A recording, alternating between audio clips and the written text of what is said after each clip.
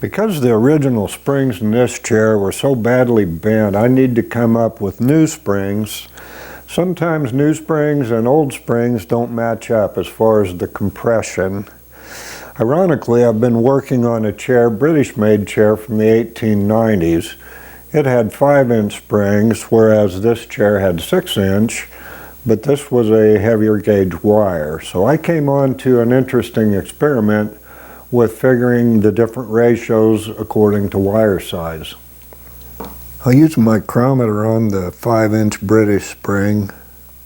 It looks like it's going to balance out at about 3.25 millimeters. Just the thickness of paint can make that fluctuate. I used the micrometer on the damaged spring I'm replacing, and it tends to balance out about 3 millimeters, a slightly smaller gauge. In tying springs, you'll find that anything beyond 10 pounds of compression is pretty hard to manage. Looks like this British spring is more like 4.5 instead of 5 inches. I'm shooting towards a 3-inch height when they're tied. Let's see where this comes out. I'm between 8 and 10 pounds, and that's just about the right place to be. Okay, now I'll try the lighter gauge spring that I'm replacing. I'll push it down to 3-inch height. I'm hitting just right in that 9.5 to 10 pounds, and it's getting pretty firm. I wasn't sure which size I would be using, so I bought new 4-inch and 5-inch springs, and they're miking out at about 3.66 millimeters, so they're a heavier wire yet. Compressing the new 4-inch spring to a 3-inch height, I'm only 7.5, maybe 8 pounds. Let's see what the 5-inch spring does.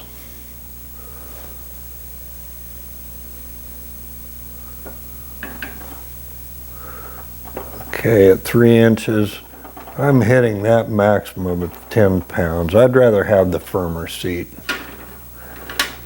Because these springs have a larger diameter, they've made my spacing a lot more difficult. I like to have more distance between these springs than this, but we'll have to make this work.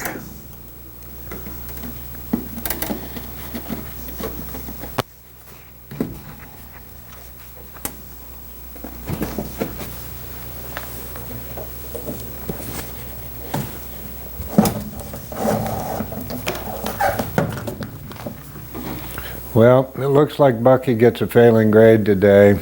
5-inch springs were too stiff, and I had to take them out and put in 4-inch. Rubbing beeswax into the cord helps secure the knot much better where we have these loose ends.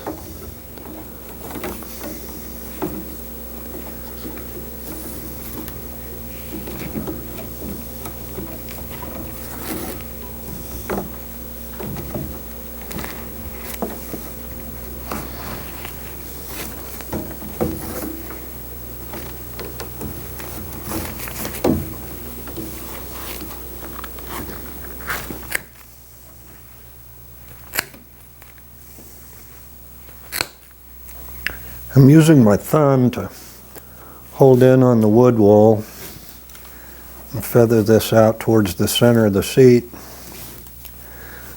Trying to build this up at about 2 inches, and it slightly thins off as it gets to the crown of the springs.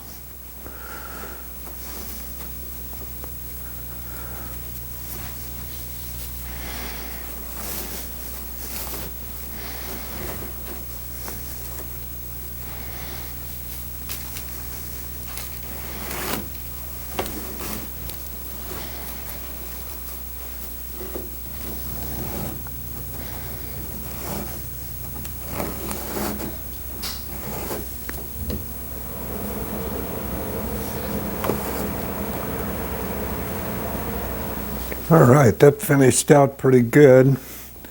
I'll add a little more here to the center and fill in some low spots.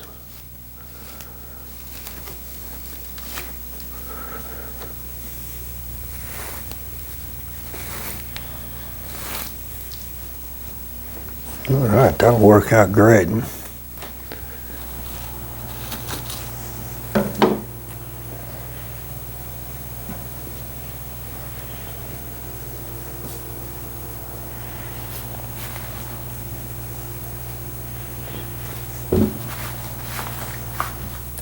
I'll leave some extra batting to turn under the edge.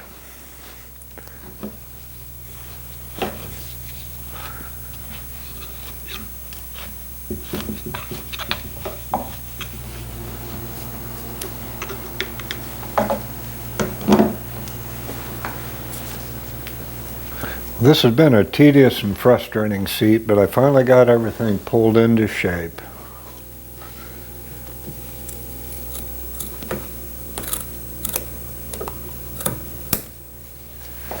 I have to admit, it's a bit unsettling to work with calf hide, but this is going to make an interesting and very unique chair seat. When working with leather, the butt end is the toughest portion of the hide, down the back and over the shoulders.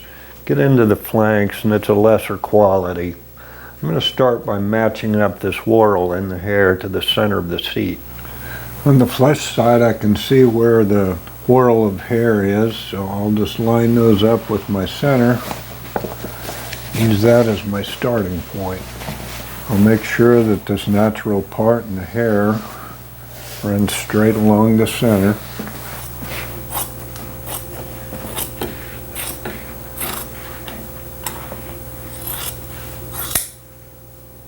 I started with a few tacks on this back edge. Pull the leather to the front. I'll work it down tight.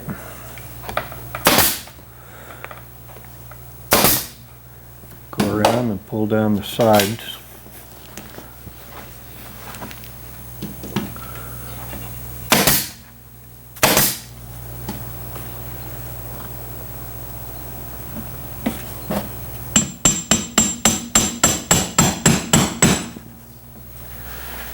I'll continue working my way around and finish this off with a fold.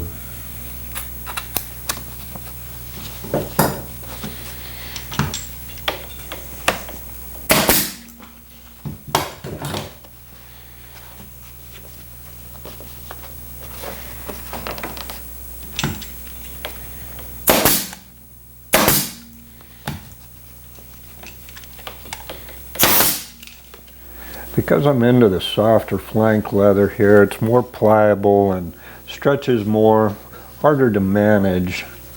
Sometimes I just have to let leather do what it wants to do, so I'm not able to make a very good fold here, but it's just the way it's going to work out.